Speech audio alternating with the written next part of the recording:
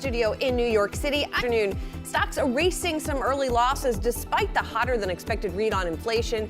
Today's CPI report showing the Fed's fight against inflation is not quite over. Markets are still pricing in a rate cut in March, but one Fed official saying that is too soon to start lowering rates.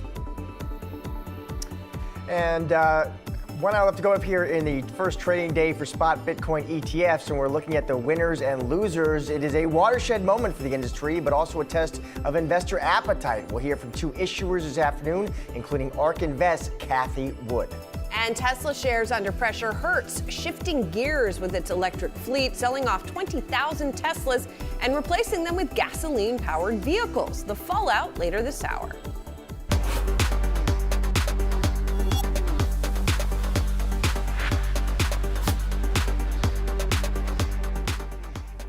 Let's get you up to speed on the market action right now. We've had stocks that were in the red for much of the session, bouncing into the green, not necessarily across the board here. We've kind of been bouncing between gains and losses now in the last, call it 15 minutes or so. The S&P right now is still in the red, but not even moving by 0.1% here. The Dow higher by just 16 points and the Nasdaq up by 6 points. You know, it's interesting because we've been talking a lot about awaiting inflation data that came out this morning as perhaps giving some direction to the market. And it didn't. And so we see right now utilities under pressure in today's session. On the flip side, we've got tech shares that are strong and energy shares bouncing back a little bit today. Yeah, you know what else we got? We did get some Fed speak today about, yes, we did. About that inflation data. Federal Reserve Bank of Cleveland President Loretta Mester said today's hotter than expected December CPI report is the latest indicator that more work is needed before the Fed can look to lowering rates. In an interview with Bloomberg, adding that March is likely too early for the Fed to start cutting rates. So let's dig into that December CPI print here, Julie. So here's the details, the numbers you need to know. Rose 0.3%. That was a tad disappointing relative to consensus. Accelerate to 3.4% from a year ago. Now, core CPI, so excluding those volatile food and energy prices, that did cool to 3.9% from a year ago, though the market was hoping for kind of a sharper cooling to about 3.8%. If you look under the hood of that report, it looks like the pickup in shelter costs, higher vehicle prices, and more expensive travel, that economists saying is what kept core inflation from even cooling more. Yeah, looking through some of the commentary that we got today in reaction to this, my sort of takeaway from that commentary was this, is that yes, this CPI showed this little reacceleration, but that PCE data, which is another measure of inflation that the Fed watches more closely, will be maybe a little bit softer. All of that said, they say the Fed is not likely to change its trajectory here and is not likely to declare victory over inflation, which kind of speaks to those Mester comments, right? When she was saying that it was premature to cut interest rates in March here. And so that seems to be kind of the consensus. And I guess because that is the view broadly, stocks didn't do a lot. In other words, today's data did not change the narrative around what the Fed is going to do. It doesn't change their outlook, for sure, in the near term. I mean, the bottom line, listen, the Fed wants inflation back to 2%. Jay Powell's made that very clear. They want it back to 2%. They want it to stay at 2%. And what he's been talking about, and other central bankers have been talking about, is this idea that, yes, clearly we've made progress. We're working in the right direction. We have certainly cooled considerably since 2022, but we have more work to done before we get back to that bogey. Yeah, exactly. All right, at last, after SEC approval last night, trading for the long-awaited spot Bitcoin ETFs began today. Crypto markets mainly in the green on the watershed moment for the industry. ARK Invest's spot Bitcoin ETF has been trading a little bit lower after its initial bounce this morning. This is the price versus where it started trading. Founder and CEO of ARK Invest, Cathie Wood, is joining us now to talk about it. Cathie, first of all, congratulations both to you and to the crop of folks who are starting trading today. I know it's been a big effort on the part of the industry to get this thing up and running. So we are seeing a lot of volumes. A lot of people come into this today. Now there's competition between these ETFs. So how do you expect things to kind of shake out here? Well, thank you, Julie. Happy New Year. Very happy to see you and Josh. Yes, typically in a situation like this where there are a lot of competitors, the market consolidates. So we would expect that to happen. We hope and trust that we will be one of the winners. And I think from our point of view, we have some competitive advantages. A lot of people are talking about fees, and I'll get to that. But there are three competitive advantages that I think are very important. One is our infrastructure and operations. Our partner 21 Shares has built this infrastructure and been operating 40 different funds through booms and busts, through halvings and forks and airdrops, and and through periods that the ETF industry just has never seen. So our infrastructure is battle tested. The second is research. As you know, we give all of our research away. Our first blog on Bitcoin was the year of our founding, 2014. Our first white paper, Bitcoin, could it serve the three roles of money? We did in collaboration with Art Laffer in 2015, and we gained our first exposure in Bitcoin at $250 and have never left it. We think the story has just begun. So we've been putting prolific research out there, and now we have a Bitcoin monthly report and a Bitcoin brainstorm monthly. So we continue to give our research away, as does our partner 21 Shares. And then the third, and this is not to be underestimated, the third competitive advantage we have is a sales force that started selling our exposure to Bitcoin in 2016. That's when we partnered with Resolute Investment Management. And I remember in the early days, they were saying, oh my goodness, what is this? What's Bitcoin? And so they had to figure out what Bitcoin was, and they paid a lot of attention to our research, and they have developed conviction. I mean, Bitcoin's been a marvelous investment. Yes, although sometimes a white knuckle one, as it has gone up and down. You said at the beginning that you hope that you will be one of the winners here. I mean, if you look out a year, 5 years from now, do you think there will be 11 spot Bitcoin ETFs? Do you think some of them will have closed? I don't think there will be 11 spot Bitcoin ETFs. Some may close, some may be consolidated into bigger companies. The more pure play companies may be bought out by the larger players who need more of that expertise in-house. So I do think the process of closing and consolidation will take us down to 3, maybe 4, but more likely 3. And you were talking about the reasons that people might want to buy your product over some of the others. But as you know, a lot of people are going to look at the fees and they're going to gravitate towards the cheaper end of the spectrum. You guys are on the cheaper end of the spectrum. Is that a big selling point as well? Yes, well, at 21, and that has significance. Our partner is 21 Shares, and of course, the number of Bitcoin that will ever be minted will not go past 21 million. So some significance there. We are not looking to maximize profit on this spot Bitcoin ETF. We are looking at Bitcoin as a public good. It is essentially, from a technology point of view, going to be the financial superhighway of the internet. This is this Bitcoin blockchain technology is what the developers did not build into the internet in the early days, in the early 90s. Why? Because no one ever dreamed that commerce or financial services would take place on this network. Now, finally, we're going to have a native currency in the internet, and it will take out a lot of middlemen because it is a peer-to-peer network. So we want to give investors as much access and exposure to Bitcoin. We don't want fees to get in the way. And of course, ETFs are extremely accessible.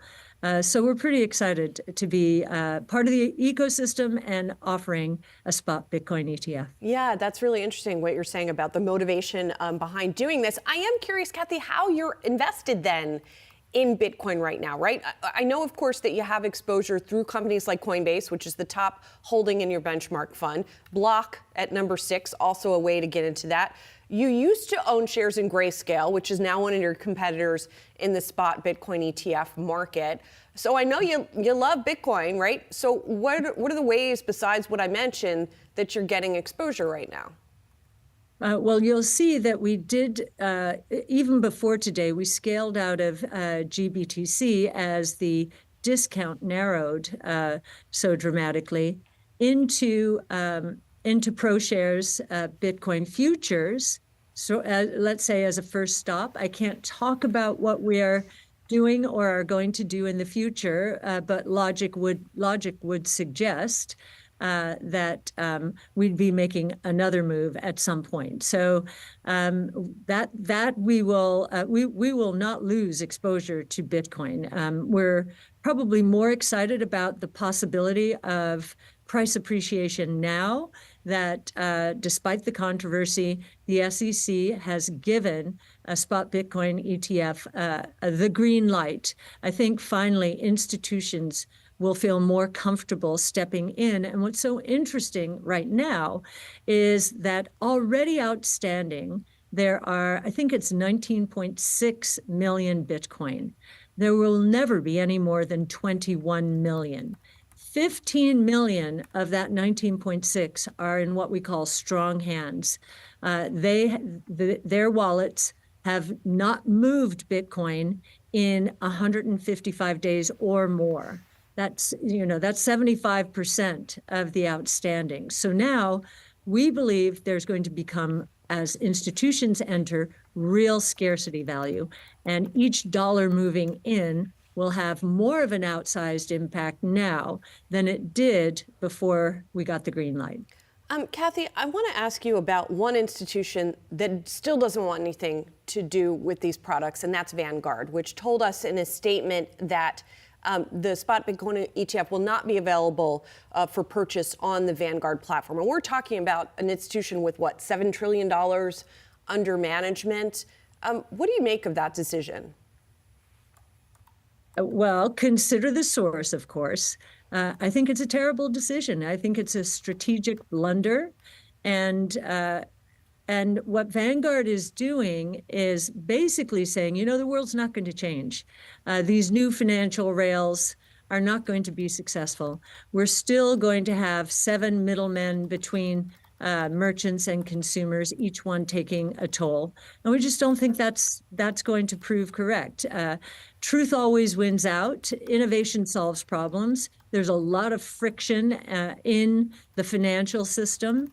And we believe that Bitcoin, blockchain technology generally are going to take a lot of the friction out of the system. The other reason I think this is a terrible mistake is, they're going to deprive the investors who stay with them of really the first global, decentralized, private, no government oversight, rules-based, critical phrase there, monetary policy, monetary system in history. My mentor, Art Laffer, you may know him from the Laffer curve. He's also a monetary scholar. He said, "This is what I have been waiting for 50 years since they closed the gold window in 1971. He is so excited about this new asset class. And that is the other mistake I think that Vanguard is making. It's depriving its clients of access to a new asset class. And what do we know about new asset classes? Well, if it's truly non-correlated or exhibits very low correlation of returns to other assets, then what a diversification into this new asset class will enable is increased return per unit of risk.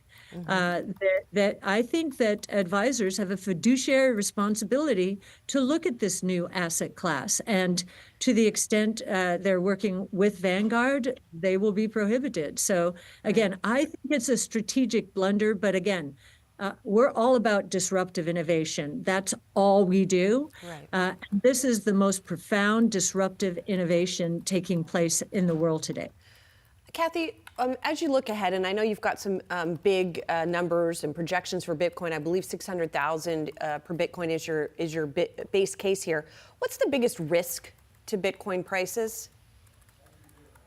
Well, yes, our base case is roughly 600,000. Our bull case, and we think the probability of the bull case has gone up now that institutions have the green light. Our bull case is closer to $1.5 million in the next 10 years. So what is the biggest risk we were running was our regulators chasing innovation from American shores. And so that was the biggest risk we were concerned about. I think after 2022 and all the crises we saw back then, including the bankruptcy and unwinding an ultimate bankruptcy of FTX, that actually proved the case for Bitcoin. You know, it was interesting. Sam Bankman-Fried did not like Bitcoin. Why didn't he like it? Well, it's a completely decentralized network. It's completely transparent. You can watch wallets move Bitcoin from one address to the other. And you look at FTX, it was completely centralized, completely opaque, and it turns out completely fraudulent.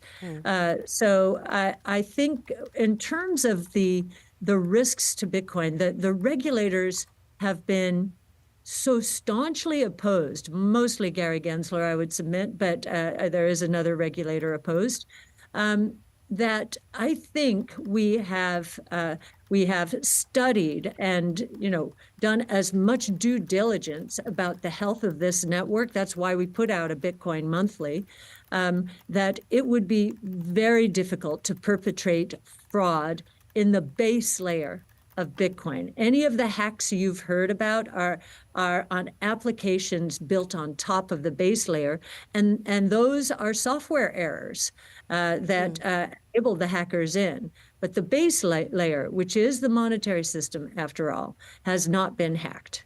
So I think that the regulators, while it was very frustrating, and while the courts had to make some rulings in here, the regulatory resistance, I think, has hard-coded, if for want of a better word, the security and safety of the network.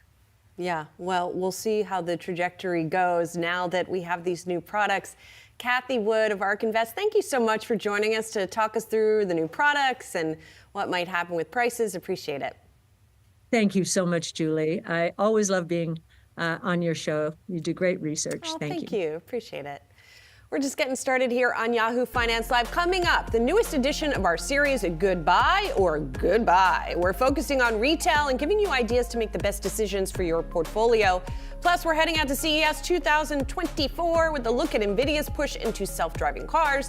And in the 4 p.m. hour, Shauna Smith speaks with Antonio Neri, HPE CEO, on the company's deal to acquire Juniper Networks. All that and more when Yahoo Finance returns.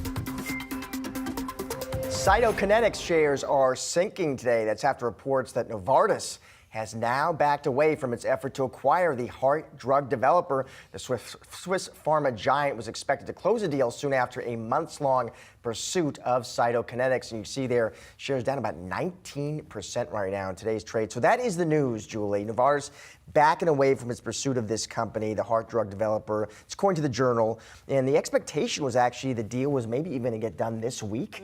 But now, again, according to the Journal, Novartis is backing off. It was not clear immediately why they're backing off. But Cytokinetics, listen, they have been running this sale process, so perhaps maybe another suitor steps in, or who knows, maybe Novartis actually reemerges, not sure. Yeah, there's an analyst over at Truist who says they expect the sale process to be ongoing here and that the company is an attractive M&A target, but that it could take a while for the buyer to do due diligence in the company. Truist has an $86 price target on it, which is still a little bit above where it is right now. So, we'll see if something else develops here. There obviously has been a lot of activity within biotech here. And in addition to the heart drug, the company also looks at muscle activators to treat various debilitating diseases that involve musculature or muscle performance. And so that's what Novartis or whoever could potentially be looking at in this case. Yeah, it was interesting in Truist there. They do still see it as a target. They still like the name, but they did tell their clients, listen, we don't know when it's going to happen, so you kind of strap in for some volatility until then. Yeah, and by the way, Novartis U.S. shares are little changed on this news. Moving on to another potential deal. Washington State's Attorney General is planning to file a lawsuit halting grocery store giant Kroger's plan to acquire Albertsons. That's according to a report from Bloomberg. An antitrust review of the deal by the FTC is ongoing. And how? Like, how long is this one? This one's been going on for quite a while October here. 2022. Yeah, I mean, the two have been trying to combine here, and we're sort of waiting for some sort of verdict from the FTC, which has been looking into the deal for quite some time. These two would have, if they combine, would be about 5,000 stores across the country. And they've, of course, pushed back against the idea that this would be anti-competitive, pointing out other competitors like a Walmart or an Amazon. Yeah, I mean, so these are two big supermarket operators, so they clearly see the benefits of scale and leverage with vendors, and they must see some complementary footprints. But you have seen this pushback from lawmakers who have expressed doubts, highlighting what they see as, antitrust concerns. Remember last fall, the California AG stepped in and said that, they had questions as well. There are bulls on Albertsons that do see catalysts ahead, reasons for optimism. But even they argue, listen, shares are probably range bound until this does get resolved. Yeah, I mean, they're in limbo here, and they've been in limbo for a long time now. Yep. Yeah. Finally, let's check out Boeing shares under pressure today. That's after the FAA announcing it is opening an investigation into Boeing's quality control practices. The investigation comes less than a week, of course, after Boeing's 737 MAX 9's door plug failed mid-flight, leaving a gaping hole in the plane's side. So another headache here for Boeing here, Julie. Now you have this formal FAA investigation. Looks like they want to determine, they say, whether Boeing failed to ensure completed products conformed to its approved designs and were in a condition for safe operation in compliance with FAA regulations. So another challenge. Of course, Boeing CEO Dave Calhoun did address the company this week, acknowledged the mistakes, said workers have to elevate safety. But still lots of questions here. What was the root cause of this failure? What are the remedies going to be, and what's the timeline for when these aircraft could actually get back in the air? It doesn't sound like we have one, and it doesn't seem like anytime soon. No, I mean, this FAA probe is not a shock by any means. This was sort of an expected step that they would take. But it also means we don't know when these planes are getting back in the air, right? We know they're at least grounded through the weekend. Many of the U.S. carriers, including Alaska and United, have grounded them for now. So it just emphasizes the question mark that is now hanging over the company. And by the way, the company has endured a lot of question marks over the past several years about other aircraft that have been in limbo for some period of time. Yep. All right, it's been a rough start to the year for markets following the year-end rally in 2023. Earnings season kicking off Friday. Wall Street setting its sights on what companies will say. Yahoo Finance's Josh Schaefer here with the details. Hey, Josh. So What are they going to say? Yeah. Tell us right now. We'll find out on the calls, right? But I wanted to bring in first just the estimates here that we're looking at from our friends over at FactSet, always giving us those earnings per share estimates. The growth is what you're looking at on your screen now. Analysts expecting 1.3% growth for the S&P 500. That's down from 4.9% growth that we saw last quarter. This is, of course, comparing the quarter to the year prior. So you could look at that and say it's a decline. Some analysts would argue that it's a decline, but not quite as big of a decline as it looks, depending on how you're comparing it. But an interesting chart I want to highlight when we talk about earnings estimates. Goldman Sachs had a great chart out this week, and what you're looking at here is consensus estimates are in blue, and the actual earnings growth we see in that quarter is in purple. I think there's a clear takeaway from this chart, which is earnings usually beat estimates. So if you're looking at that 1.3% number headed into this quarter, Goldman actually had it at 3%.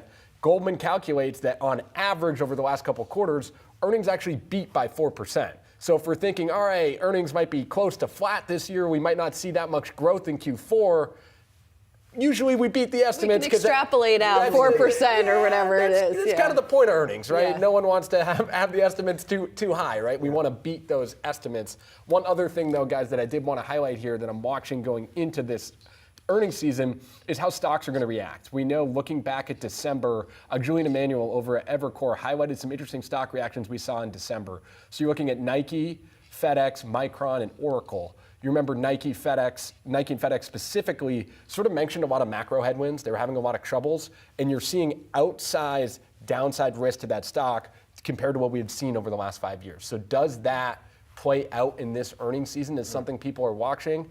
And it was something that Mike Wilson actually highlighted, which was pretty interesting. We know Mike Wilson over at Morgan Stanley, been a bear on stocks for a little bit now. He was sort of trying to look for the positive sign this week, Josh, which was interesting. And he said, I'm curious to see what people say about the Fed pivot. Are we going to hear, and I think you might hear this on Friday with bank earnings, and you're certainly going to hear it over the next week as we learn from more financials.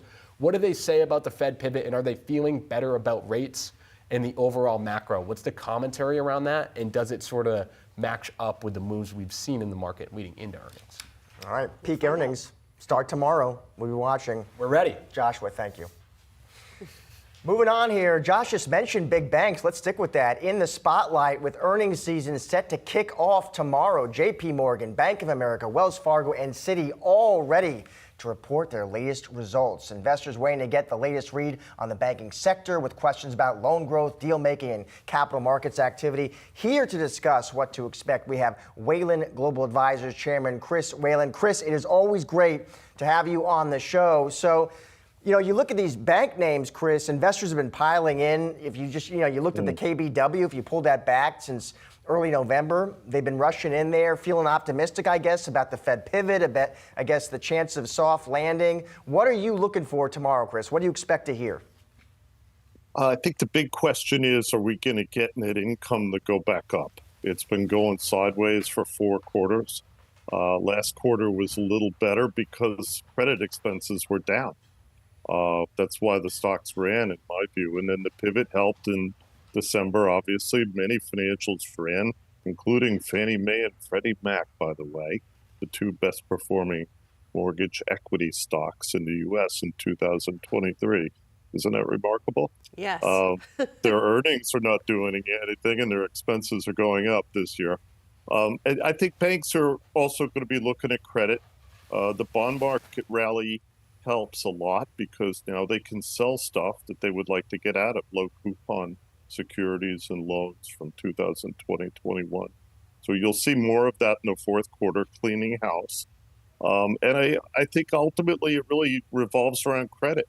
If credit starts showing an increase, and you heard Jamie Dimon, he's pretty bearish, I would bet you that JP is going to be taking up credit provisions in the fourth quarter because he's talking recession now. And I think that's, something we should pay attention to. He's been the leader of the group by far. His earnings have been 50% better than his peers. Well, so he's going to slow down next year. I mean, and that brings me to my next question, which is sort of all of the idiosyncratic stories within the banks right now, some of which are really interesting. You mentioned JP Morgan, so let's go there, right? Let's start there. Do you think that is, you said you think things are going to slow down to some extent for JPM? Oh, yeah. It's been sort of the dominant one for a long time. Does that also mean you don't like it this year? Should investors sort of take a pause on that name? Well, I think it's the most expensive of the top four. It's about 1.6 times book. It's run because the managers all want to own it. It's a safe stock to own, Julie. So I personally bought a little bit of Wells Fargo recently when it was close to book because they're the most improved of the top four. Another name I like, but I don't own at the moment, is U.S. Bank. They're digesting the purchase of Union Bank of California. That's going to take them a while. But, you know, each one of these banks has a story. Citi is still the underperformer in the group, and then Wells is in the middle with Bank of America. But I think Wells has the most potential for upside just because of the valuation. JP is fully valued at 1.7 times book. And I think, you know, part of it was buying First Republic Bank, so their GAAP results looked amazing. That's going to wear off as time goes on. And I think that, you know, Jamie is pivoting for another change in the interest rate environment. He's been very good at that. That's why JP has outperformed the rest. If you look at the metrics we publish in our reports, it's very clear that he's been ahead of the group in terms of understanding where the Fed's going and where they're not going. You know, there's a lot of talk, Julie, as you know. I think personally the Fed pivoted because they're worried about banks. Commercial real estate this year is going to be the headline. Consumer, not so much. That's the interesting thing. And Chris, you just mentioned commercial real estate. That's another big, important topic. What do you think we're going to hear about that issue tomorrow? Well, you're going to hear some pain from the big guys, but I think for small and mid-sized banks that have commercial exposures in urban areas that have been badly hurt in the last few years because of the change in use case, the change in consumer patterns, commutation, all of these things we're aware of, right? But they're really going to start hitting some of these banks. And I think you could see some failures this year. I think small and mid-sized banks are going to get clobbered. And again, why is the Fed going to maybe stop the runoff of the balance sheet? Because they want to start building reserves and thereby push up deposits. You know, little banks sitting there with assets that maybe are down 10, 15% in terms of losses. You know, they're going to be in a bad way in terms of liquidity as time goes on. Chris, I want to get back to a specific bank for just a second, and that is Citi, because it has been so interesting here watching Jane Fraser try to remake that bank. Is she on the right track? Well, we're into like the 50th year of restructuring at Citi. I've been following Citi all my career, and I have great sympathy for Jane. I think she's done a lot of the things she needed to do. But the basic issue is this: what do we do with this business? Consumer lender. I've got about half the bank financed domestically in the U.S. with deposits. And then I have this kind of second-tier capital markets business. I need to get married with somebody who has an asset manager or maybe a stronger investment bank. I think we ought to put Citi together with Goldman Sachs, really. You know, because there's not enough business out there for the number of banks we have. That's the story of the last 30 years. Consolidation. You've been watching it, both of you guys. So I think ultimately you say, why are we here? Why is this bank relevant today versus the Citi 15, 20, 30 years ago, which was a leader in the industry?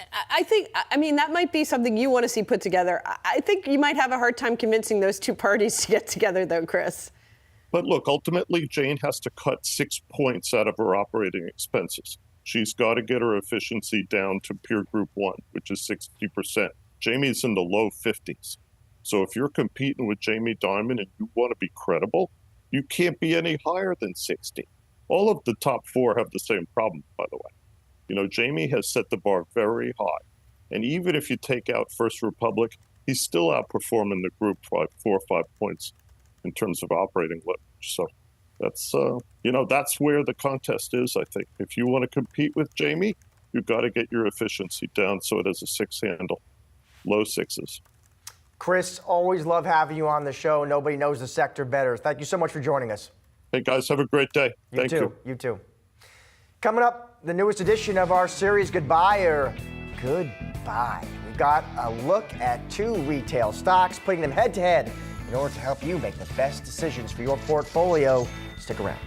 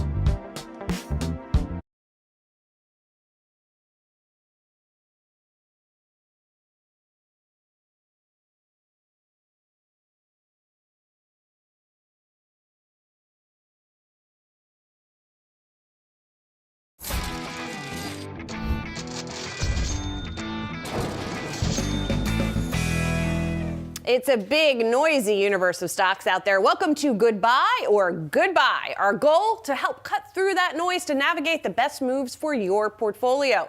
Shoppers feeling the pressure of rising costs flocked to discount retailers in 2023 in search of a good deal.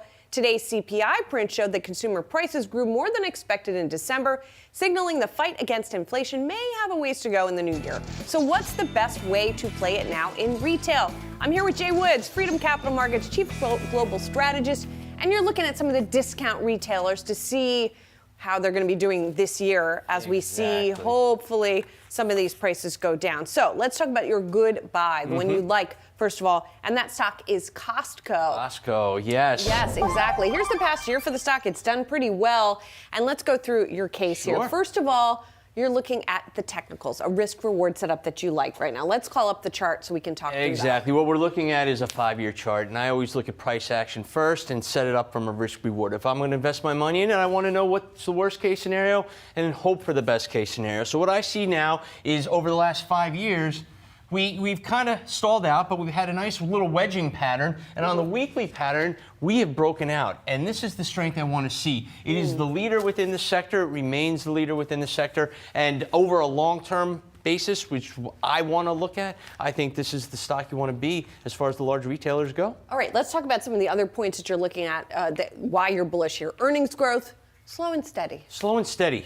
They've consistently beat earnings 9 of the last 10 times, 7 of the last 10 times. They've traded higher, and it's not that volatile. So if you're a little risk averse, Costco is the perfect stock for you. It's just slow and steady rise. When they do well, they're rewarded for it. The investors are rewarded for it. And right now, the trajectory is higher, and I think the setup continues to be positive. All right, let's talk about some of the other fundamentals that you're looking at here. And one of them has to do with the membership base of this company. Well, they have loyal members. I mean, if you've been into a Costco, it's, it passes the eye test one. But their membership renewals all during COVID, throughout some of the tougher times, the people remain loyal to the brand. In fact, your hairdresser was telling me he just just became a Costco member himself. But the fundamentals are there. Their December month over month or year over year earnings, the sales went higher. E-commerce rising to its highest levels. So they're hitting it on all fronts. And to me, when you hit technical and fundamental, it's a good stock to be in. Okay, we like always to ask people what could go wrong. And so when we look at Costco, maybe valuation. The valuation is high. Historically, we're at a 44 PE. You know, over a 5-10 year average, it's in the mid 30s. So it may have gotten a little too far over its skis. We'll see. You know, maybe those earnings rise and it helps the PE come down a little bit. Yeah. But you know, if you've been following this and you trade the stock, you may say, okay, it's gone a little too far too fast. I'll wait for a pullback to get in and I'll take some profits now. But overall, I think it's slow, steady. This is the one thing that has my antenna up. Okay, the PE is a little high, but that's the last thing I look at when I'm looking at And do you have any position in the stock? I do not. Okay. All right, so let's talk about the stock that you do not like and think investors should avoid within this discount retailer space, and that is Dollar Tree. This chart looks quite different over the past year, and so as with the other technicals is where we start. And we have another chart that is like the last one. Yeah, it is up 36% from its October low. It did, you know, rally very nicely like much of the market did towards year end. But let's back it out. 5-year weekly trend. It had a nice run during COVID. And then what's it done? It's made consistently, this is not the best drawing, I apologize, but it's made consistently lower highs. This is a downtrend. The 50-day moving average, it hasn't closed above it for more than 5 consecutive days. And now it looks like it's failing it yet again. So from a technical price action first point of view, I'd need to see a little bit more before I wanted to get into the stock, and then we can look under the hood a little bit. Let's look under the hood a little bit. Let's talk about inflation and how it sort of relates to Dollar Tree. Well, Dollar Tree is one of those stories that does well when the economy isn't. You know, people look for deals, they look to cut back, and Dollar Tree benefits from that. And what has happened now that we've peaked, CPI peaked 18 months ago, 9.1% today, a little bit of a bump in the CPI, but I don't think it has people panicked. The market's flat. Inflation was a tailwind. Now disinflation would be a potential headwind. So that is a problem that they may have because people feeling a little more confident, they'll go to other stores where they don't have to cut back as much. Right. So we'll see what happens this year with all of that. And then finally, Family Dollar, which they bought some years ago now. Yeah, Family Dollar continues to be a drag. They've had issues within the stores. They've expanded extremely quickly. And then when you have margins that are decreasing because they had to raise some prices in the Family Dollar store, and you know they want to keep their prices low. So their margins have been shrinking. Shrink has been a factor that has been consistent. And then you look at 20 states just raised their minimum wage. That will cost them to raise price. The employees will benefit as a result of it, but it could hurt margins as well. So as we did with Costco, we're going to look at what could go against your case. And in this case, we're doing something a little different today. We spoke to Michael Lasser of UBS, who likes Dollar Tree, and he told us why. Let's listen. So the issue that Dollar Tree contended with most recently was, number one, the mix to consumable items away from discretionary goods, and that creates a margin drag. And the other issue is shrink, the unexplained loss of inventory. We think both of those issues will improve in 2024. And that is basically what you said as well. What could go wrong for your bear case?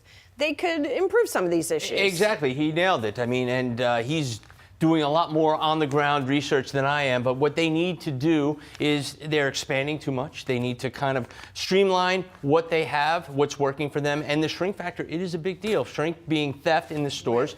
So they're going to have to put more resources to work to do that. Once they stem that tide, then, over the long term, the company's been great. The company is multi-billion-dollar company for a reason. But right now, if you're looking for a good buy and a good buy, I think Costco is the one you want to be in, and Dollar Tree is one that you want to avoid for now. I like the hand gestures to illustrate that. All right, so let's recap what you're telling investors here, Jay. Buy Costco based on its steady growth that we have been seeing and strong fundamentals. The other side, you say avoid Dollar Tree. Inflation could be a potential headwind after being a tailwind. Thanks so much, Jay, for being here once again. And thank you for watching Goodbye or Goodbye. You can join us all week long at 3:30 p.m. Eastern. More Yahoo Finance coming after this. CES 2024 is in full swing, and right now we're speaking with Nvidia VP of Automobiles, Danny Shapiro. Danny, thank you so much for joining us. I guess, obviously the big theme at CES 2024 is AI. So how does that fit into NVIDIA's automotive strategy? That's a great question. We're super excited to be here in the Mercedes-Benz booth. And what we're showing behind me actually is the new CLA concept, which is going to be the first vehicle from Mercedes-Benz with NVIDIA Drive inside. So that's our AI platform for automated driving, driver assistance, all kinds of convenience features. So we're basically bringing the type of AI from the cloud that we're used to seeing, but bringing it right into the car, processing the sensor data, and making the vehicle much safer to be in. Yeah, I think that's one of the interesting things to point out, right, is, we all talk about generative AI in general, but self-driving cars or self-driving technology only exists because of AI. That's absolutely right. There's a massive amount of data that's being generated from all the cameras on the car, the radar, now LiDAR on this vehicle, and that has to be processed in real time. So that's where NVIDIA comes in, providing the horsepower to take all that data, make sense of it, and understand exactly where the lanes are, where the potential hazards are, be able to read signs, detect the lights. And so we're bringing that out now to make these vehicles safer, to be an assistance feature for them. but they're software updatable vehicles. So over time, we're developing the software with Mercedes and all of our auto customers to be able to then add greater and greater levels of autonomy, and eventually we'll get to self-driving. I guess, when it comes to self-driving, is there a thought on when that might come? I know it's always the I guess billion-dollar question that everybody's kind of banding about, and the early prognosticators had said, oh, it'll be here in no time, but obviously it's a little bit longer than that probably. Absolutely. So this is a challenge we've been working on for well over a decade. It's something I think the entire industry underestimated the complexity, and the reality is safety has to be the top priority. It is for us, it is for so many of our partners, and we need to make sure we get it right. So while these estimates were put out there initially, we realized we underestimated the complexity, and so we're focused on making sure that before we put anything out on the road, that is tested and validated for every possible scenario. So this is where another aspect of Nvidia comes in. We can use simulation technology for the creation of the AI, but also for testing and validating that AI and make sure that in all types of lighting conditions, all kinds of weather conditions, many different scenarios, the kinds of things that don't happen very often, it's hard to train for.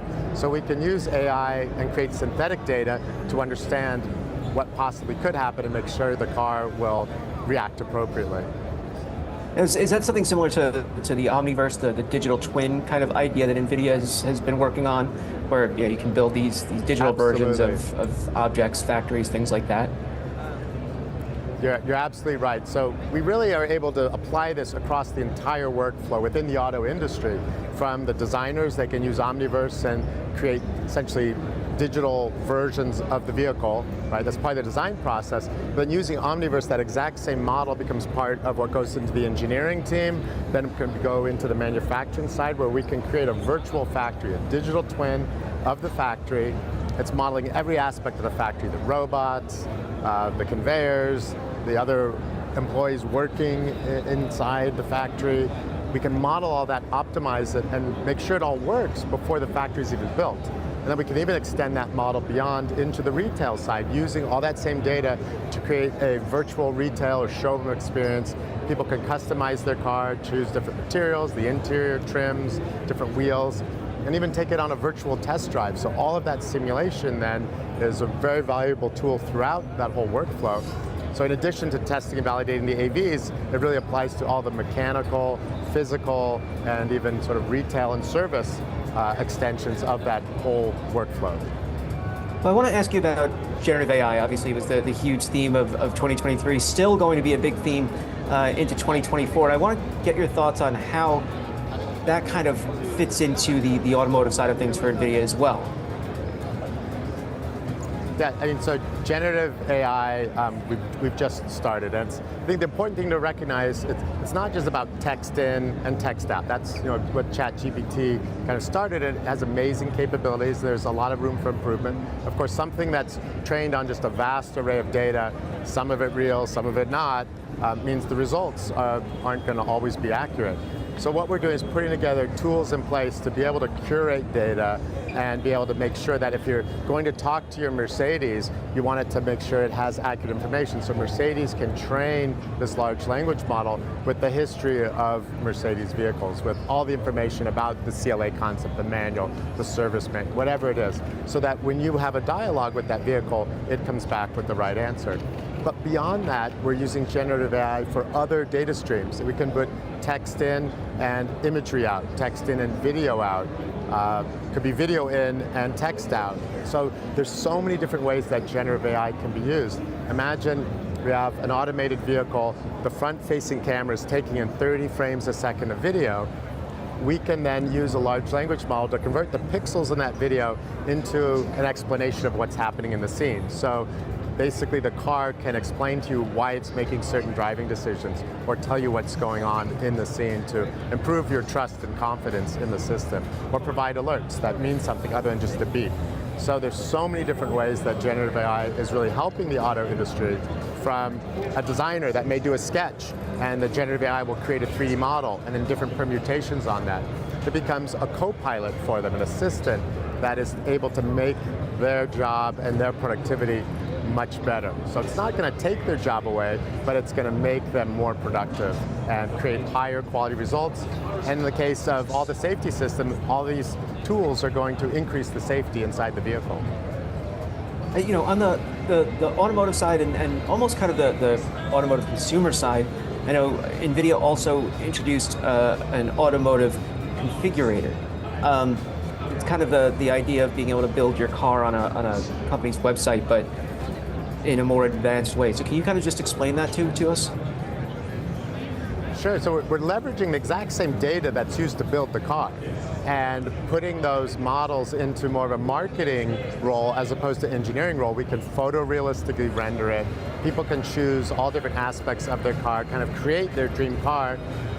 Maybe on their PC they're doing it, maybe even in a VR headset. Experience, look all around, see what that vehicle is going to be like to drive, and maybe even using our simulation technology, take it on a virtual test drive in a digital twin, of the city that they live in, or see what it looks like parked in their driveway. So generative AI is going to help create all these different kinds of scenes and be able to help the automakers increase the types of options that are added to the vehicle, because people can see it and maybe to experience it. We could simulate different features and functions in the car actually working, and people could add that to their cart as they're ordering their vehicle.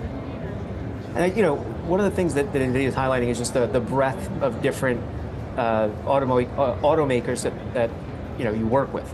I guess, how do you see those relationships continuing to grow over time?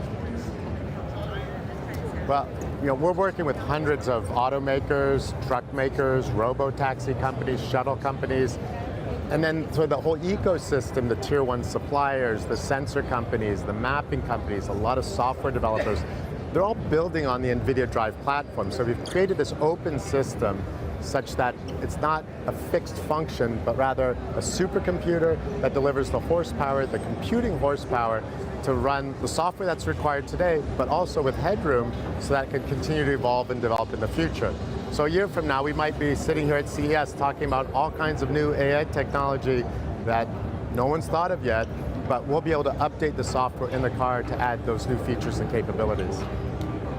Yeah, unfortunately, you can't do that for my 07 Mustang. That's not really very well connected. But Danny Shapiro, VP of Automotive at Nvidia, thank you so much for joining us. Thanks, Dan. It's great to be with you. Rental giant Hertz Global is shifting gears on its U.S. fleet. The company selling a substantial portion of its electric vehicles, including Teslas. Shares of both companies sliding in today's trading session. Here with the details is Yahoo Finance's Praz Sumranian. Praz. Hey Josh, remember when they made this big announcement a couple years ago, a lot of hoopla, they trotted out Tom Brady himself came out and was all excited about renting a Tesla at Hertz. Well, a little backtrack here, they're talking about weak demand and higher repair costs, saying that this fleet's hard to maintain, expensive to maintain. They got to cut back on about a third of that EV fleet, which is the majority of that's Tesla. An even bigger thing that I noticed here also is that the fact they have to write down the value of these cars, the residual value of the cars, because of the big Tesla price cuts that sort of made them have to take that hit. And unfortunately, it's $245 million write down on that residual value of that fleet. It's a big problem for rental companies that they have to, it's a big asset they have to actually deal with and then sell off fleet whenever they have to. In this case, a lot of that fleet's going to come off the books pretty soon. They started selling them right now. We've been seeing some deals of Tesla Model 3s for $14,000 to $20,000 online. If you want one car, get one now. Where do you get them? Like, how are they selling them? So Hertz has a buy-to-own type of like website on their a little mini website where you can actually buy their fleet directly from them, as opposed to auction or things like that. So you can buy Tesla Model Y, Tesla Model 3s at a very drastic reduction in price. They're all high milers, so that's a little bit of the gamble there. But yeah, you can do that now. So it's actually a shame recently, because I actually rented a couple Teslas at Hertz. It's very easy. You can actually charge them, of course, with that ubiquitous charging network. It's actually a very smooth and easy process for people that want to use EVs. Wait, and how many do they still have? They ordered 100,000. And they're selling They have about 60,000 now. They're going to sell 20,000. The question is, how far will they ramp up to that 100,000 or so? They have an order with Polestar and also GM for, I think, 60,000 additional EVs. So who knows when they're going to actually fulfill that in the future. Yeah. Hertz just needed a few more pros to come in and order them. That's all Is they it needed. much more expensive to rent them? No, it's actually around the same price as like a compact car. Yeah, now selling them, by the way, into a market where we know is softening demand, at least in North America. Right, exactly. Thank you, pros. Appreciate it. Coming up, the closing bell on Wall Street. We're checking in on the latest market moves, top trending tickers. Stay tuned.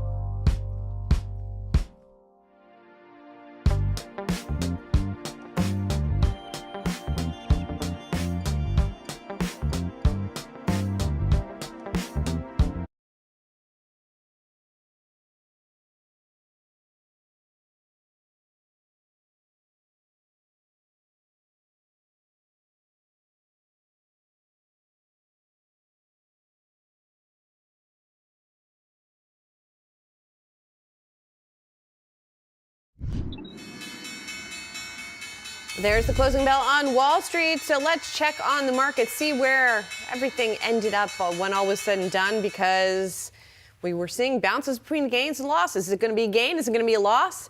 Does it really even matter when we're only talking about stuff moving by 1/100th of a percentage point, for example? The S&P finishing the day down, looks like 7/100ths of a percentage point, down 3 points.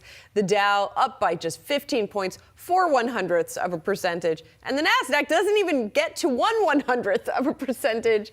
It is up on the day by 0.5 point. So really just like paralysis in the markets today after we got the CPI report, which everybody all week long was like, we can't wait for that CPI report to come out.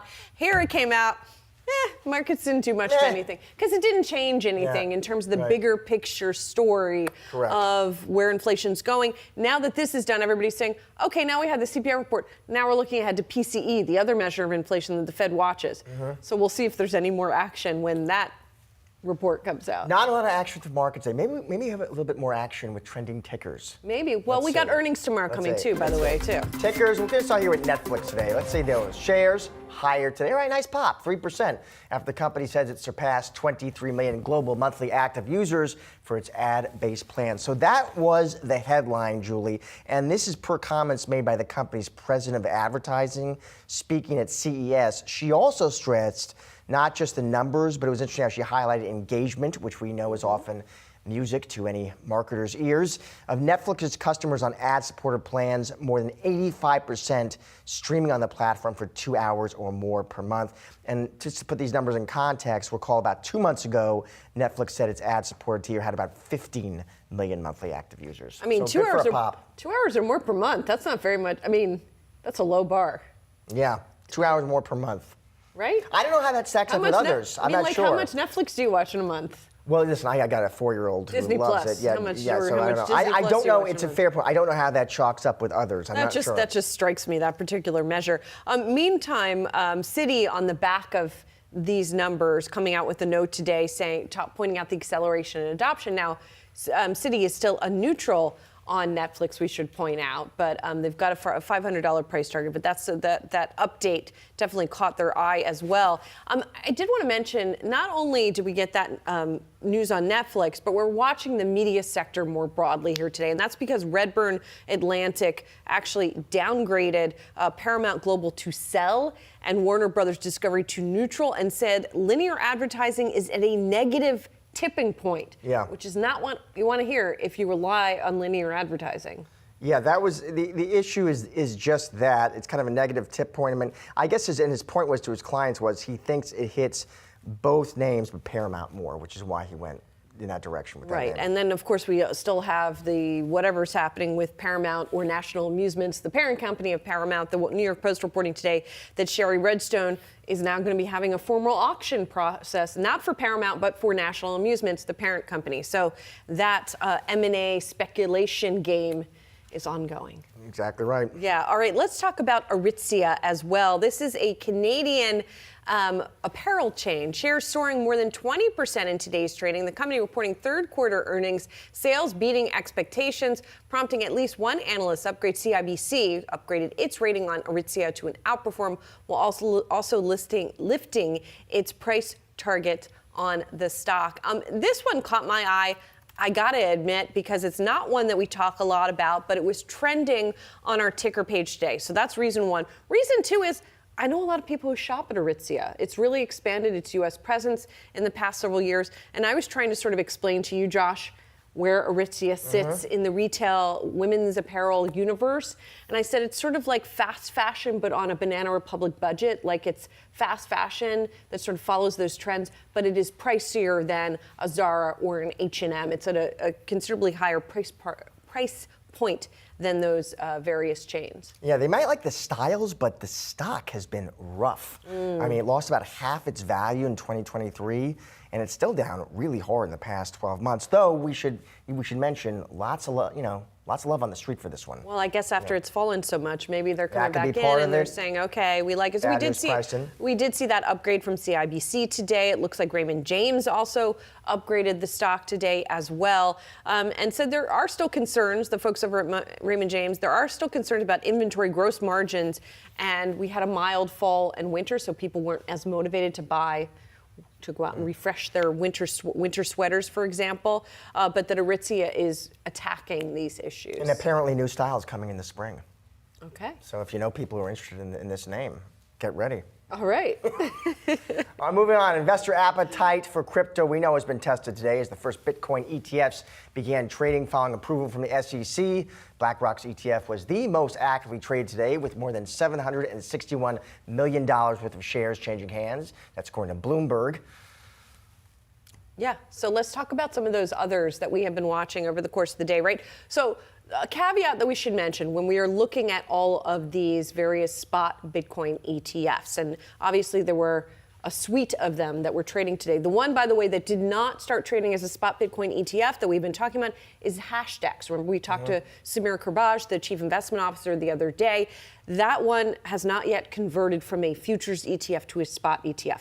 The rest of them are indeed trading. And when you look at the trading prices on our platform, it's the trade, with the exception of Grayscale, which existed before, it's the first trade to now. That's the price, that's the percentage change that we are looking at for these. And they all also track the price of Bitcoin in different ways. So some of them are, like Grayscale, for example, is a thousandth of the price of Bitcoin, but the others are priced differently. Yeah, I'm very interested from here what competition looks like in this space. Yes. There's a lot of big names. I'm interested to see how that shakes out. I'm curious how the ETF issuers try and distinguish themselves, how they kind of market themselves. Yes. What do they think their competitive advantages are? I thought it was very interesting what Cathie Wood told you there, the kind of story she's telling. Yes. And then how, the price of Bitcoin from here and how these new products and vehicles in any way kind of influence and impact that. Yeah.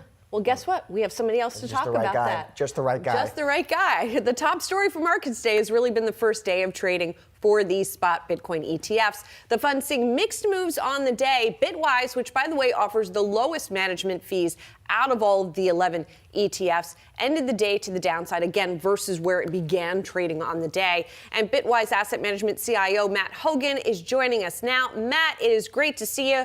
Congrats, as I've been saying to all you guys, because I know it has been a long road to get these products approved. So we were just talking about some of the questions around these products. And I'll start with the first one, which is, how do you distinguish yourself? Is it just that, like, you guys want to be known as the cheapest one out of the gate and get a lot of assets in hand that way? Yeah, thanks for having me. Glad to be here on this historic day. We're really proud that BITB is the lowest cost ETF. We're waiving the fees for the first 6 months, and then it's just 20 basis points per year after that. That's an extraordinarily low fee, but it's paired with a huge amount of crypto expertise.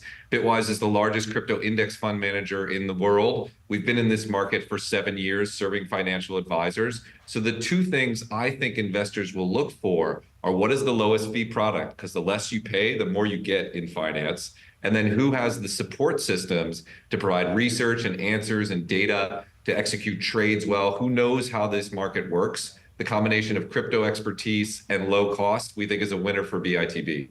And Matt, there are, a fair amount of these new products, right, out there right now. It's a lot of competition. I'm interested to hear, as you look ahead, do you expect to see some consolidation in this space? Yeah, first of all, we welcome all the people coming into this market for the first time. We welcome BlackRock entering the market. We've been here for 7 years building. It's wonderful to see other people contribute to that story. I do suspect there'll be some level of consolidation, but I think you have multiple winners in this space. You look, there were 5 ETFs. BitB was one of them, traded over $100 million today. That's an extraordinary debut for a new ETF. My guess is it's in the top 1% of all ETFs to get that kind of volume on day one.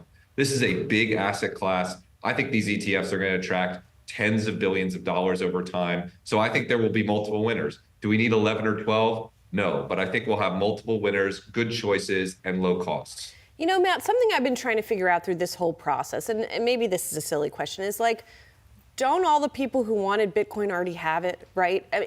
Yes, there were some barriers to buying it, but it wasn't that hard, right? You go on, there are multiple trading platforms where you can go on and buy the asset. So why is this seen as such an unlocking of demand? Yeah, it's a great question, not a silly question at all. I think for retail investors, ETFs provide a lot of peace of mind. You don't need to buy it on your phone that you carry around in your wallet and remember passwords.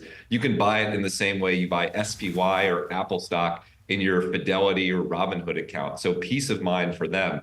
But the real market that it unlocks is financial advisors and institutions. Financial advisors and institutions can't invest using apps. And that's 80% of the wealth in America.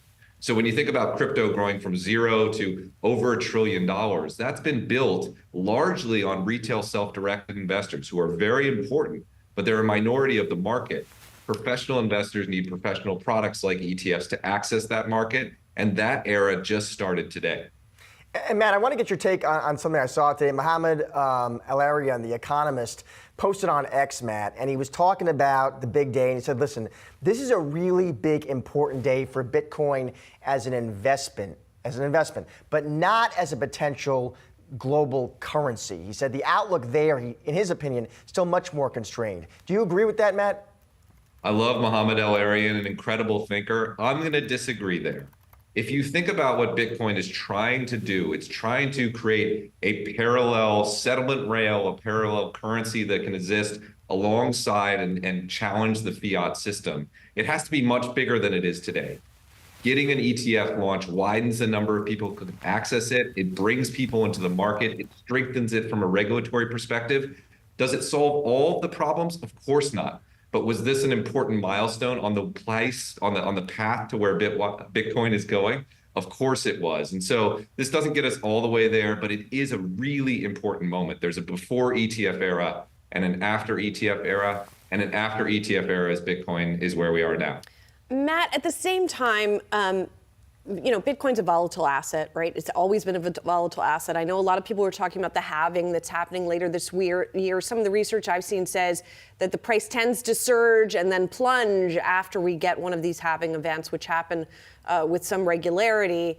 So does an ETF change any of that, or are we still going to see Bitcoin as a super volatile asset? Yeah, it's a very volatile asset because it's early in its journey, right? It's going after the largest addressable market in the world, which is money and finance, but it's early in its journey. So it's still volatile, right? Investors should know that. And that means you should size your portfolio appropriately. The average Bitwise client, who we serve tens of thousands of people, has 1% to 5% of their portfolio in Bitcoin. That way you can handle that volatility. But I do think that this will slightly attenuate it over time. We're bringing new and different types of investors into the Bitcoin market. They'll have different reasons for buying, different holding periods. So it's going to bring that volatility in a little bit, but you should expect it to still be volatile on the upside and on the pullbacks. Matt, thank you so much for joining the show today. I always appreciate your time and insight on all things crypto. Thanks for having me. You got it. Stocks climbing from the lows of the day, closing near the flat line. Jared Blickery is here with a closer look at today's action. Jared. Barely squeaked out a couple of wins here. The Nasdaq was up by less than a point, hence we're rounding to the nearest 1/100th of a zero there. Dow also in the green. That's good enough for a record close for the Dow. S&P 500 just barely negative. I'd like to point out what happened in the bond market today because that was pretty telling. We started the day off, got a little bit of a spike on CPI, meandered around the unchanged line, and then we ended up lower on the day by about 5 basis points. And you take a look at the 5-year, that was down even more, 9 basis points, and the 30-year a bit less than those two, down 2 basis points. But the net result is markets kind of taking this ho-hum, and this would have been at one point of the day the worst CPI reaction day in over a year, but that just did not materialize. And in fact, we're seeing tech. Tech is the leader here, up 0.5%, followed by energy, which had been leading most of the day. You take a look at the losers, utilities and real estate. Those are the two biggest. Both of those are interest rate sensitive. And by the way, so are financials. Got a big day tomorrow. This is the energy market, a little bit of green here for you, but I wanted to show you what's happening ahead of JP Morgan earnings. I think we're also going to get Bank of America and a couple more, Citi as well. You see Bank of America down over 1 1/3%. HSBC, one of the bigger losers here. Barclays actually down 5%, and Deutsche Bank down about 3%. But let's take a look at some of our leaders today. And for that, we're going to take a look here. We got cannabis. That is in the lead by 2.5%. Then we got Chinese stocks, KWeb, then software, momentum stocks. So kind of an interesting mix there. But you see a split between red and green. TAN, that is a solar ETF, solar energy not doing particularly well today. Neither is disruption. And so let's take a look at the ARC board here. Coinbase, we're going to take a look at Bitcoin and some of those new ETFs in a second. That's down 6.7%. Maybe arguably a sell the news day. In fact, let's just skip right over to those brand new Bitcoin ETFs. Also a couple of existing ones in here, but all of these started out the day at different points, and so you're going to see much different returns for each of these going forward. They should theoretically match much closer to each other on a day-by-day basis, but this is what we're dealing with today. And you take a look at the underlying Bitcoin, just barely up over the last 24 hours. Ethereum still holding on to gains, was up by about 7% earlier in the day. And let us check out the Nasdaq 100 here, kind of a split board. Some of the standouts, Tesla down almost 3%. That stock has been down, I think, something like 9 out of the last 10 days. So tough one there, guys. Jared, thank you so much for running through all of the Bitcoin ETF stuff, and you've been really helpful to me today personally on all these matters. Doesn't it? This is hard work. Yes, it is. Thanks, Jared. Still to come on Yahoo Finance, mortgage rates edging higher last week. We talked to an expert on what this means for the housing market and a look at where first-time homebuyers should be looking.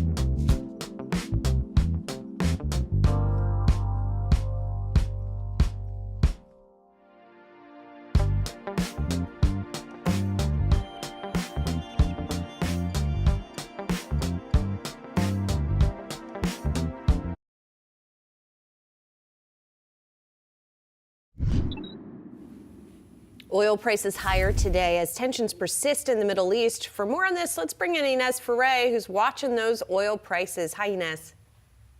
Hi, Julie. Yeah, and we saw WTI go up more than 3% during today's session, then paring back some of those gains. And you had Brent crude that was up more than 2.5%. This was because of a report that Iran had seized a vessel carrying Iraqi oil that was headed towards Turkey.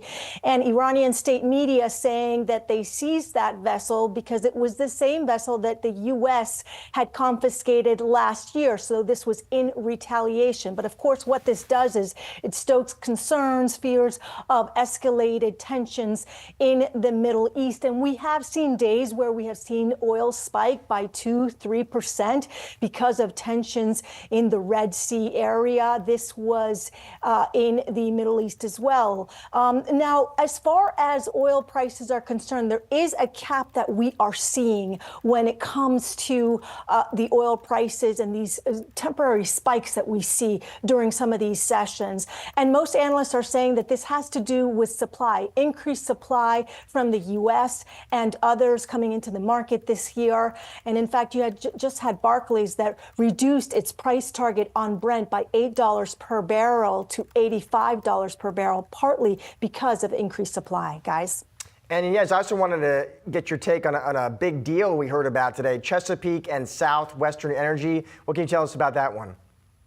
Yeah, so this will combine both companies and it will become one of the biggest companies in the energy space, in the natural gas space, ranking as one of the largest natural gas producers in the U.S. There is a growing need for natural gas, a growing need for liquefied natural gas, which the U.S. has been exporting more and more abroad.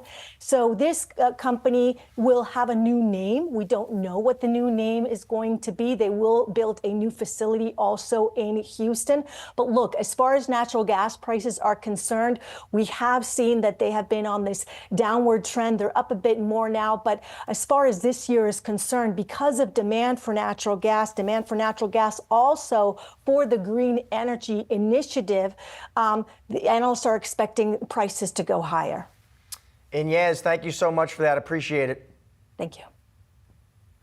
Meanwhile, the housing market taking a beating in 2023 with low sales volume, high prices, and tight inventories. But a new report out today highlights the best markets for first-time buyers in 2024. For more on that report, we're talking to one of its authors, Realtor.com chief economist Danielle Hale. Danielle, it is good to see you. So you all surveyed potential first-time home buyers, Danielle. What do they have to tell you as we head into 2024? Are they feeling more optimistic?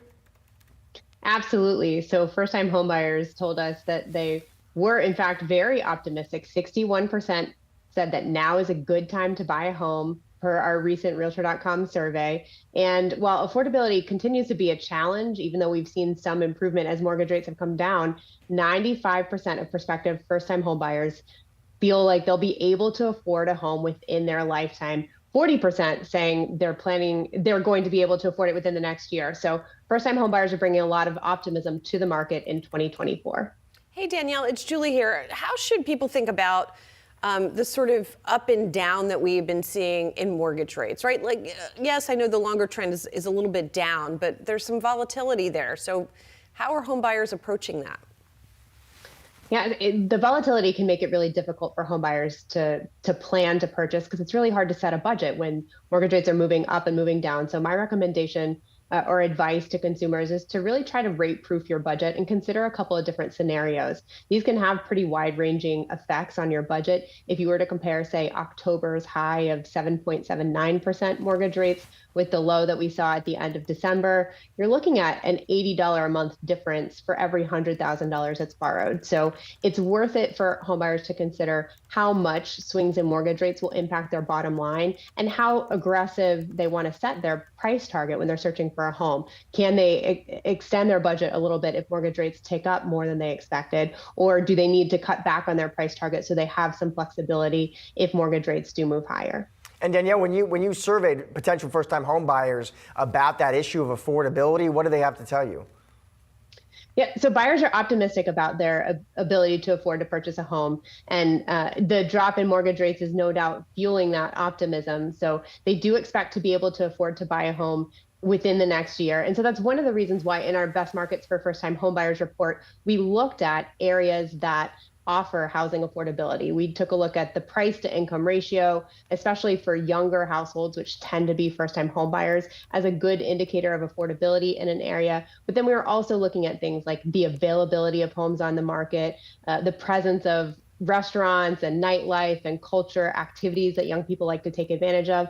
And of course, with return to work being a phenomenon, we took a look at commute times because nobody wants to spend forever trying to get to the office. The first city on your list, I don't even know how to pronounce it, Danielle. I know that it's somewhere near Rochester, but it's interesting. It's definitely a lot of places I've never heard of. Yeah, Irondequoit, New York is in the Rochester metro area. Yes, absolutely. And this report, we took a look at cities and towns within the metro area. So we could identify an entire metro area, but it's often more helpful to locate those pockets of affordability within a broader metro area because we know that young people are everywhere, first timers are everywhere. And so we're trying to look for those little hidden gems of opportunity and surface those for first time buyers. In addition to Irondequoit, we've got lots of other little towns and cities in the Northeast, but also you'll see areas in the South and the Midwest on the list. What about, Danielle, Benton, Arkansas? Talk to me about that one, because as I was reading through your list, it looks like that one took the gold. Benton is in the Little Rock metro area, so it's in an area that people have probably heard of. It offers a lot for buyers: affordability, decent commute times, good things to do in the area. And for shoppers that are in the area or looking for a place to consider, it's not a bad one on the list. But it's not ranked top. Irondequoit, New York is the top on our list. And what kind of sort of predictive power does this list kind of have? In other words, is this sort of tell us what maybe some next hotspots are going to be? Yeah, I would say it's prescriptive maybe more than predictive, but it helps shoppers who are thinking about buying a home and maybe they're not tied to a particular area. Here are some good pockets of opportunity that you can consider that have the types of things that young people are likely looking for when they're buying a home. I should have mentioned one of the criteria we consider is the share of young homeowners in a market. So this is a way for us to surface not only areas that have a lot of young people, but also areas where young people are having success in the housing market and able to become homeowners. So I think for people who are trying to figure out, the market seems really challenging or impossible, where is a good place for me to break in? That's what this list is designed to uncover. And Danielle, when you were making up this list and you're kind of plugging in different variables, right, different criteria, how about taxes? Did that factor in as well? We didn't factor taxes in, but we are looking at lots of different factors. The price to income ratio is an important one to identify affordability, and trying to take a pretty decent holistic picture view of what's going to help buyers make a good decision in the housing market. All right, Danielle, thanks for joining us. I feel like I'm looking at pictures of Denton. It looks lovely, Danielle. I don't know, maybe that's the next Lipton family vacation. It could be. I don't know if first-time home buyer. I don't know if I'm ready for that. Just going to go on vacation. I mean, Danielle might have convinced me. It looks fantastic. Okay. Danielle, thank you so much. To do. Appreciate it. My pleasure. A new episode of our video series, Lead This Way. Yahoo Finance's executive editor, Brian Sozzi, sits down with Panera Bread founder Ron Shaich as he discusses his long time leading the company. You won't want to miss that.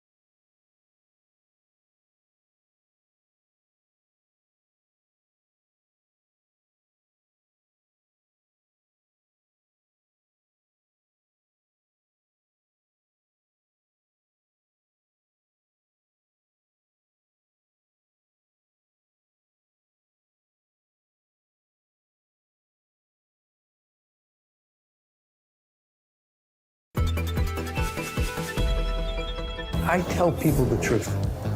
In every company, the key is to stay ahead of the curve. You kidding me?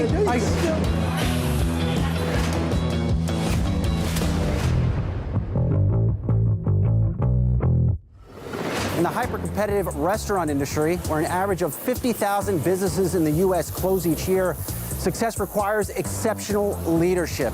Enter Ron Shaich, the pioneer behind Panera Bread, whose fast casual concept ushered in a whole new way of eating in America. Now the trendsetter is looking to build on his stellar track record with the next generation of restaurants. His biggest leadership secrets as he looks to change the restaurant game yet again: lead with empathy, authenticity, and don't be scared to lean into fear. I always grew up trying to understand and listen. I would argue the most important leadership trait, certainly in the kind of businesses I'm in, is empathy. The ability to feel other people, to be able to stay present, trying to learn and figure things out, not jumping to the conclusion. I'm often given credit for being one of the originators or first people to do fast casual. And it was really the process of staying present and listening to consumers that got there. With Panera, Shaich proved the fast casual model works. The chain grew under his leadership from just 19 locations in 1993 to more than 2,000 by 2017. He's now using these same principles, but as an investor in new ventures, such as the organic, plant-based cafe Life Alive. How have you led people to drive this success? I tell people the truth. I talk about the 800-pound gorillas. I don't talk with fluff. I talk in a way, I hope, that comes from my heart and is authentic. And I think people respond to that. I have always put a lot of time into trying to figure out not what I want to say as much as how are people going to hear it? How are people going to read it? And how do I use a metaphor? How do I use language? How do I use focus to help them understand what matters? What was your biggest fear as a leader, and how did you overcome that? Well, my biggest fear as a leader, having run a public company for 37 years, was that I would let down the people that believed in me. I would let down the people in our organization. I would let down the investors who invested with me. I would let down my responsibility to our society. As a leader, I actually think that the way to run a company, and the larger it gets, the more so, is to come at it with an element of anxiety, to understand, again, discover today what can hurt you tomorrow and prophylactically deal with it. Sounds like constant living in fear.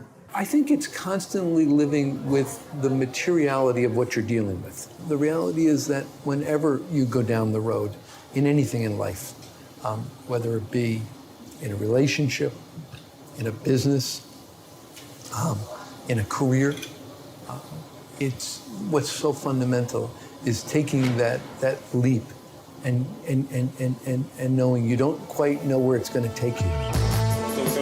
That's me.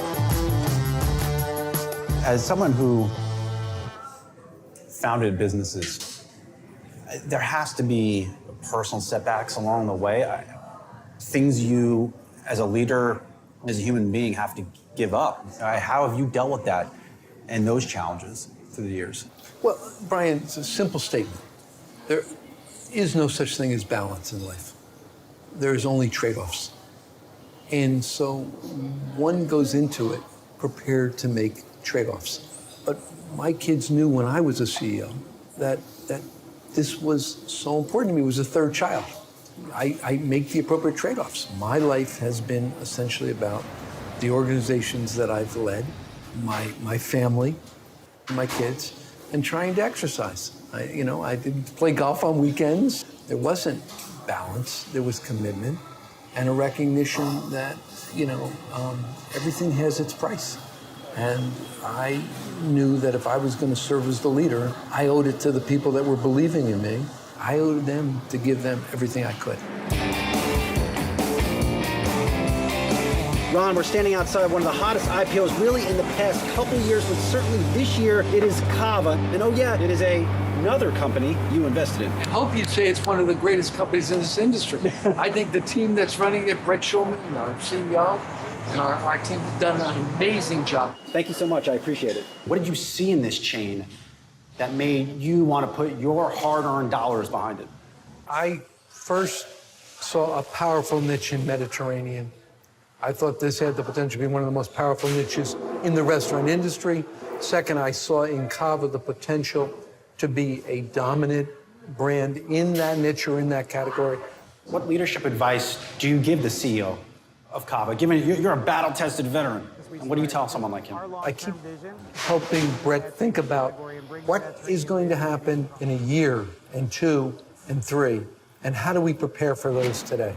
Because the reality is, in every company, the key is to stay ahead of the curve. Come on.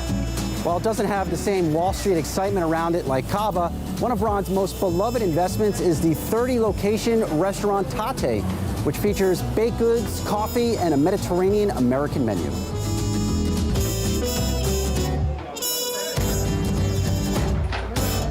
What's your hope for your portfolio? My dream is that we're part of building a half dozen or more extraordinary businesses. I have this great sensation. I walk out on the street and I walk into Tate, and next door is a Life Alive, and down the street is a Cava, and around the corner is a Level 99. It's an amazing feeling to walk down these streets that I built so many restaurants in and see restaurants that are touching people, that are engaging people. Do you see yourself as a visionary? Does that mean anything to you? Yeah, I absolutely do. I think that the thing I feel the best about, that I think is my blessing and my gift, is to really do what it takes in having the ability to really determine today what's going to matter tomorrow, and to understand that and really reach that conclusion before other people. And if there's anything I do, that's what I do. Do you think what you've done in the restaurant industry has flown under the radar? Do you think you've got the credit you deserve? I feel like ultimately what matters is your own self-respect.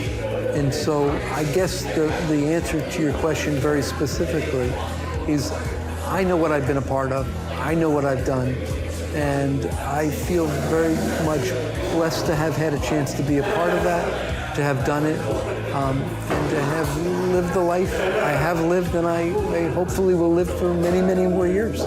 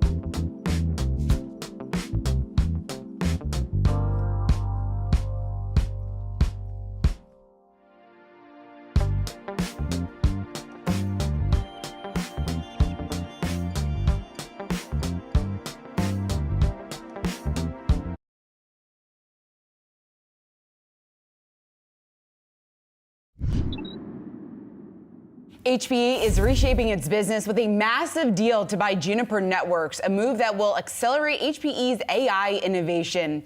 Here with that and more, we want to bring in Antonio Neri, CEO of HPE. Antonio, congratulations. Thanks so much for taking the time to join me here today. Thank you, Shauna, and thank you for having me today. So let's talk about this deal because it is the biggest for HPE under your leadership. Why is this deal a game changer for not only your business at HPE, but the industry at large? Yeah, I think it's a defining moment, not only for HPE, but for the networking industry at large. We are living amazing times where AI is a massive inflection point, and we truly believe the networking architecture of the future has to evolve to accommodate the high demands of these AI-intensive workloads. So HPE has been on the forefront of AI with our supercomputing business. We have been in the forefront of the cloud journey with our hybrid capabilities with HP GreenLake. And now with this acquisition, we have the core tenet of that new architecture to deliver the capabilities to build and deploy these large AI models. So super exciting, but at the same time, I would say, Shauna, is very, very accretive to our shareholders, and that will drive a long-term value for them as well. Yeah, Antonio, before we get to the reaction from shareholders and from Wall Street, I want to ask about just this for you personally, because just leading the transformation of this legacy tech giant, what has that been like? And more importantly, why this deal makes sense right now? Well, it has been almost 6 years since I've been CEO, but I have been with the company 29 years. It's been, a journey of a life, I will say. An amazing company with an amazing culture and an amazing talent. My job is to create value for shareholders, but at the same time, make the company relevant.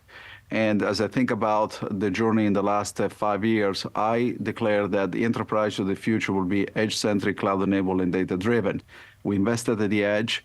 We turned that business into a powerhouse. We grew the business in the last year almost more than 30%, now represent 18% of the company revenue. We established the hybrid cloud platform with GreenLake. We have now 29,000 customers on the platform. And we have now a massive opportunity with AI because we have the capability to process data at scale. In fact, HP today owns the largest supercomputers in the world with a performance of exascale. But now, with this transaction, allows us to really be in the center of that transition with intellectual property and talent at scale that's very unique. So personally, it has been an amazing journey. I'm super excited, but also obviously proud of what the team has accomplished here. Antonio, talking about that scale, this deal really creates an AI networking giant. How quickly do you think you will be able to take away some of that market share from rival Cisco? Well, let's talk about the market, Sean. I mean, the market is a $118 billion market. On a combined basis, the company will be in the networking business, $11.5 billion. So it's only 10%. Think about it, even though it's a large transaction. So there is a lot of room to grow. But you know what? This is the first time in the company history that we'll have all the capabilities to participate in the entire total addressable market. Generally speaking, that doesn't happen. Normally, you participate in a sliver of the market, whether it's at the bottom or the top or the middle. Now we have everything we need to compete in the $118 billion, and we own all the IP to really deliver these AI-driven solutions. So this is a major inflection point for the company, but I will say it's good for customers because they're going to get a modern architecture and a different choice, and for our shareholders because it positions us to deliver long-term profitable growth. Yeah, Antonio, let's talk about the positioning here for shareholders because there has been some criticism of the deal. UBS was out with a note this week saying that maybe shareholders would have preferred a larger buyback versus this acquisition. What are critics missing? Well, I mean, it's all a matter of expectation, Sean. I will say, as I think about the last 5 years, we have returned almost $10.5 billion of capital to our shareholders. In fact, we delivered to the penny all our commitments, including the spin-off that my predecessor did. And if you think about the return in between 18 and 19 was almost $7 billion. Obviously, we went to the COVID and the recovery period. But that didn't do anything. Didn't do anything for in the long term. In fact, our PE multiple was reduced dramatically. And we need to continue to invest in the business so that we can deliver more value. if you think about the commitment from 2024, we are committed to return 65 to 70% of that free cash flow that we generate to shareholders. We actually increased our dividends by almost 8% starting in 2024. And this creates even more free cash flow that down the road we can return to shareholders, but in a more sustainable way. So I can't think just short term, but our fiduciary duty is to understand what is the best use of our capital for our shareholders that create value in the long term. And the use of cash at this point in time on this transaction was the better use than just doing buybacks, because we understand in the long term doesn't do anything. So it's a matter of expectation. As they understand the deal, they understand the opportunity and the upside. We think this is going to be well understood. Antonio, the antitrust discussion has come up a few times since you announced this deal. I know that you have said you're not worried much about facing any pressure here from regulators. Why aren't you worried about any pushback on antitrust concerns? Well, obviously we're going to work with our regulators as we always do with any transaction, small, medium, and large, and collaborate with them with all the information they need. But we don't anticipate any issues.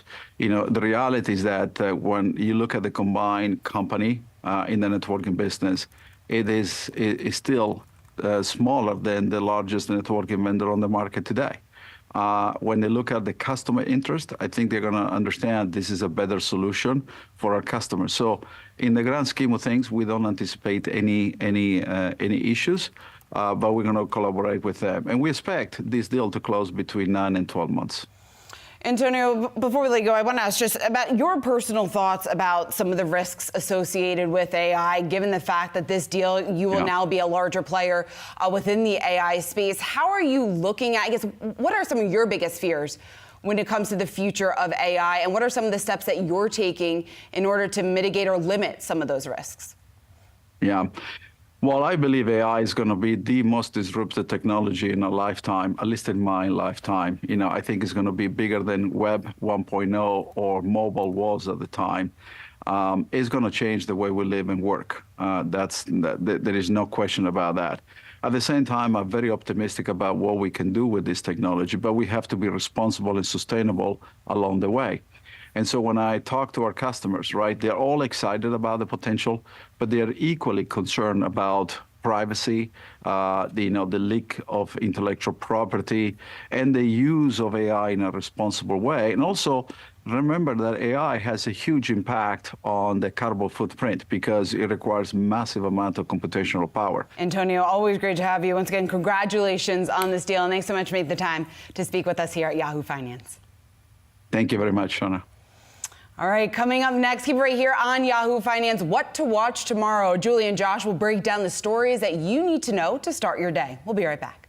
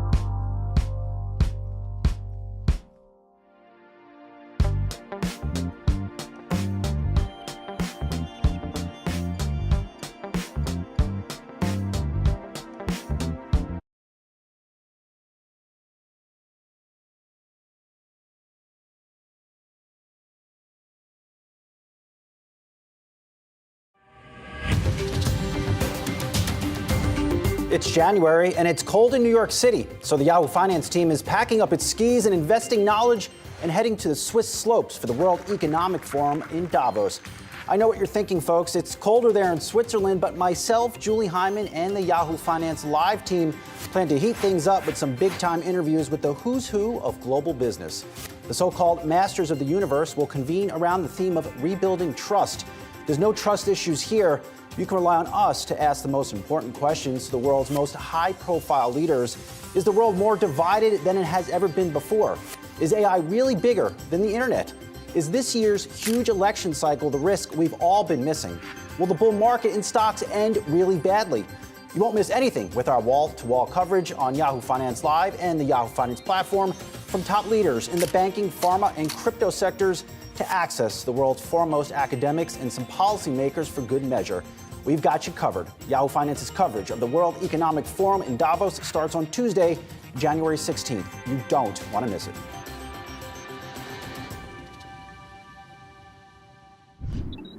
Let's take a look now at what's trending after hours. Notably, DocuSign. Bain Capital and Hellman & Friedman reportedly competing to acquire DocuSign. This is according to Reuters.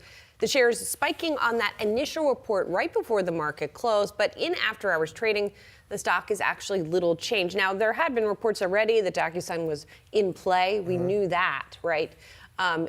So then what's reporting that's new now is who might be involved in a bidding war for the company. Yeah, so to your point, Joe, we knew that they were sort of considering a sale. DocuSign is such an interesting story because it was one of those pandemic darlings, right? It was like Zoom or Peloton. When a lot of people working from home, DocuSign became one of those just go-to tools. I was using a lot, and a lot of other people were too. I think the challenge has been, as they adjust to this kind of this post-pandemic world.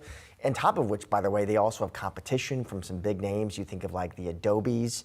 But I do remember when the news first broke that these guys were considering a sale. I do know some financial analysts who cover the name weren't that surprised because they said, listen, cheap valuation. Right. And they said, in their opinion, still, despite challenges, a real leader in e-signature. So and it was anticipated that it would likely be private equity that would be interested in this company. We were just showing the longer-term chart of it.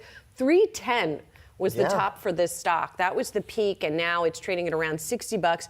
The analysts over at Bloomberg Intelligence are saying they see a maximum deal value of $14 billion. So not a huge premium on where it's trading today. Nope. All right, let's get to hear what to watch on Friday. Earnings season kicking off with some of America's biggest banks reporting tomorrow ahead of the open. That's JP-Morgan, Wells Fargo, Bank of America, and Citi will all be reporting before the bell. Investors will look for updates on consumer spending as well as how financials are holding up amid this higher rate environment. Delta Airlines is also reporting in the morning, giving us some insight into how strong the holiday travel season was, which was a record breaker. On its last earnings call, Delta said demand for travel remains strong, and we'll see if that trend continues as the current quarter tends to be weaker. And finally, we'll receive the latest producer price index data tomorrow that measures wholesale inflation. Economists forecasting that headline PPI will rise 1.3% compared to the same time a year ago, while core PPI is expected to rise 2% from a year ago. But it comes after the December reading on consumer prices came in hotter than expected. Another factor that could drive inflation high going forward, the rising tensions, of course, in the Red Sea. And now tomorrow, what else is on my radar? Julie Hyman, big bank earnings. Let's talk about that. So we've got not just JP-Morgan, Bank of America, Wells Fargo, Citi, got BlackRock as well. And by the way, heading into these prints, nice run up for the banks. If you looked at the KBW Bank ETF and you kind of pulled back the chart there to early November, up about 30% now. So a nice rally into these prints. Investors looking like they're kind of getting more optimistic. The Fed pivot, maybe the soft landing. So we'll see what the banks have to say tomorrow. Yeah, I mean, rates coming down is sort of a double-edged sword for the banks. In some cases, it makes them less profitable, but on the other hand, maybe it takes off a little bit of pressure from their customers. And then there's the specter that continues to float above the industry, particularly the smaller banks, as we heard from Chris Whalen earlier, of commercial real estate loans. Who holds the loans? Are they going to default? What's going to happen with that? That's still a big question. Yeah, Whalen told us the big question is net income. That's what he's watching. Right. Does it start rising again, or because we've been doing this several quarters of kind of flat to down performance there? Yeah. Well, sadly, I will not be here with you to cover bank earnings because tomorrow I will be getting on a jet plane and flying to Switzerland to cover Davos and the World Economic Forum for Yahoo Finance.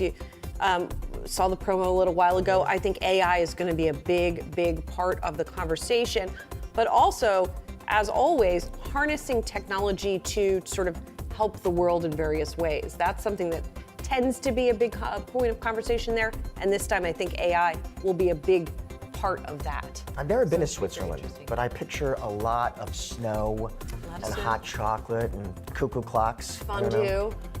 Really? Yeah, yes, sure. Or raclette, as they call it. That'll do it for today's Yahoo Finance Live. Be sure to come back tomorrow, 3 p.m. Eastern, for all of your coverage leading up to and after the closing bell.